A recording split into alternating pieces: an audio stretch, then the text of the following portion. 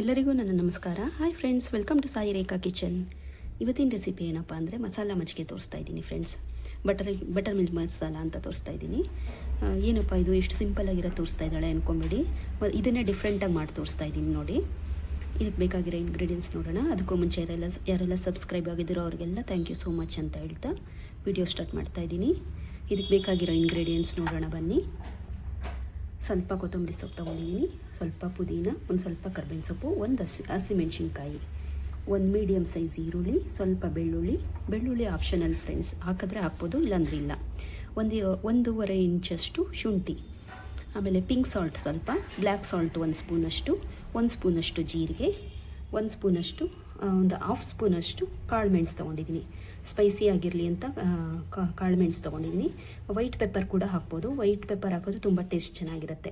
ಸ್ವಲ್ಪ ಸಕ್ಕರೆ, ರುಚಿಗೆ ತಕ್ಕಷ್ಟು ಉಪ್ಪು, ಆಮೇಲೆ 1 ಬೌಲಷ್ಟು ನೀರು ಮಜ್ಜಿಗೆ ತೊಗೊಂಡಿದ್ದೀನಿ. ಮೊಸರನ್ನ ಕಡ್ದು ಇಟ್ಕೊಂಡಿದ್ದೀನಿ, 1 ಬೌಲಷ್ಟು ತೊಗೊಂಡಿದ್ದೀನಿ.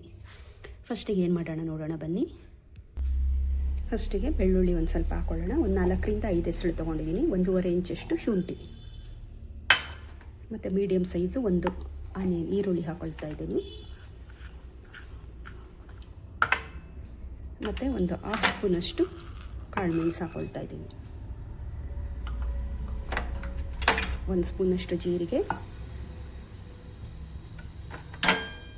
1 ಹಸಿಮೆಣಸಿನ್ಕಾಯಿ,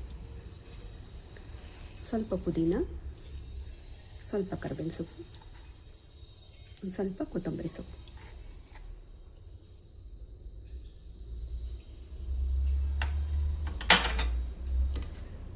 ಪಿಂಕ್ ಸಾಲ್ಟು 1 ಸ್ಪೂನಷ್ಟು ಹಾಕ್ಕೊಳ್ತಾ ಇದ್ದೀನಿ.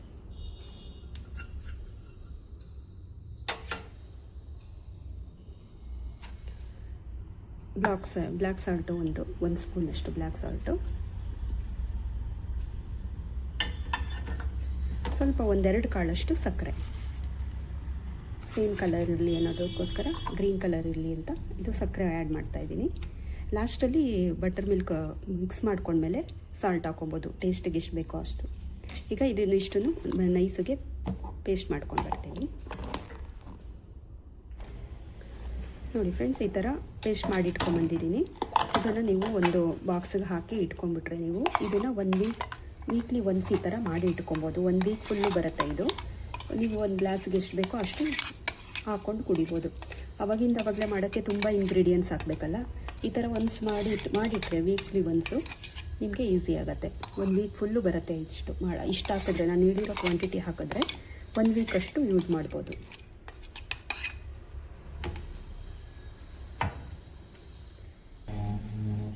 ನೋಡಿ, ಈಗ ಗ್ಲಾಸಿಗೆ ನೀರು ಮಜ್ಜಿಗೆ ಹಾಕ್ಕೊಳ್ತಾ ಇದ್ದೀನಿ, 1 ಗ್ಲಾಸು.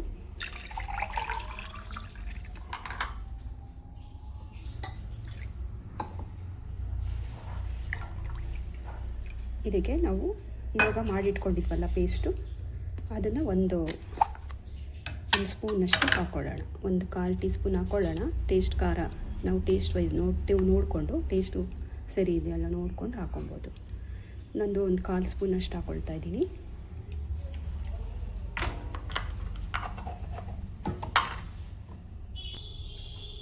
ಈಗ ಸ್ವಲ್ಪ ಸಾಲ್ಟ್ ಹಾಕ್ಕೊಳ್ತಾ ಇದ್ದೀನಿ. ಆಮೇಲೆ ನೀವು ಕೊತ್ತಂಬರಿ ಸೊಪ್ಪು ಇಷ್ಟಪಡೋರು ಲಾಸ್ಟಲ್ಲಿ ಬೇಕಾದ್ರೆ ಸ್ವಲ್ಪ ಕೊತ್ತಂಬರಿ ಸೊಪ್ಪು ಹಾಕೊಬೋದು.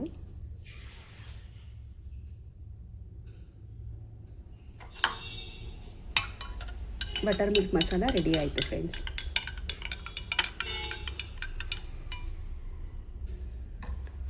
ನೋಡಿದ್ರಲ್ಲ ಬಟರ್ ಮಿಲ್ಕ್ ಮಸಾಲ ಯಾವ ಥರ ಸಿಂಪಲಾಗಿ ರೆಡಿ ಮಾಡ್ಕೊಬೋದು ಅಂತ. ಇಷ್ಟೊಂದು ಇಂಗ್ರೀಡಿಯೆಂಟ್ಸ್ ಹಾಕಿ ಅವಾಗಲೇ ಮಾಡೋಕ್ಕೆ ತುಂಬ ಲೇಟ್ ಆಗುತ್ತೆ, ತುಂಬ ಟೈಮ್ ತೊಗೊಳುತ್ತೆ. ನೀವೆಲ್ಲಬೇಕು ಅಂದಾಗ, ಸಡನ್ನಾಗಿ ಏನಾದರೂ ಕುಡಿಬೇಕು ಅಂದಾಗ ನೀವು ಈ ಥರ ಮಾಡಿ ಇಟ್ಕೊಂಬಿಟ್ರೆ, ಒಂದು ಬಾಕ್ಸಲ್ಲಿ ಮಾಡಿ ಇಟ್ಕೊಂಬಿಟ್ರೆ ವೀಕ್ಲಿ ಒನ್ಸು ನೀವು ಮಾಡಿ ಫ್ರೆಶ್ಶಾಗಿ ಮಾಡಿ ಇಟ್ಕೊಬೋದು. 1 ವೀಕ್ ಕೂಡ ಬರುತ್ತೆ ಇದು.